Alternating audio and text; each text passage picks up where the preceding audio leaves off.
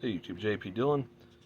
A lot of people ask where they can get good cassette belts, and I've been working on the CT91 for a number of months, and all the belt kits I've been trying various places have not worked very well, so I finally found something that did work.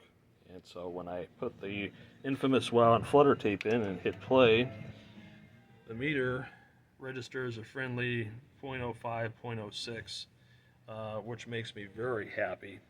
And the speed is absolutely rock solid, uh, so that's good.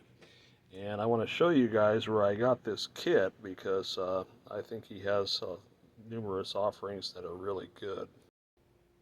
So here's the name of the dude. This is Giacomani Zero.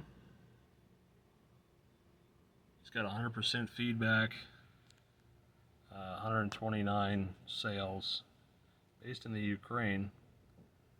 When we take a look at his items for sale, he has a large number of belt kits, primarily for Pioneer and for Akai, but they're all reasonably priced. They come with the idler, the drive belts, everything.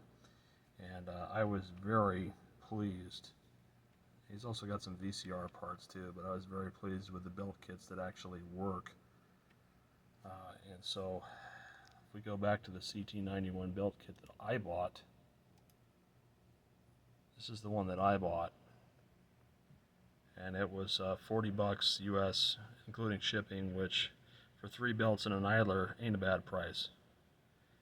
And it worked out in my favor. So if you guys are looking for belts for your Pioneer or Akai stuff, check this guy out. Again, that's the seller name. And I'm hitting 0.05, 0.06 wow and flutter with this kit on a CT91, which is excellent. So he doesn't have any kits for any other brands other than Akai and Pioneer. And it seems to be for a lot of 80s Pioneer, early 90s Pioneer and Akai. So, but at least this is something for those of you that own these machines. So check him out, see what he's got for sale, and hope this is useful to you.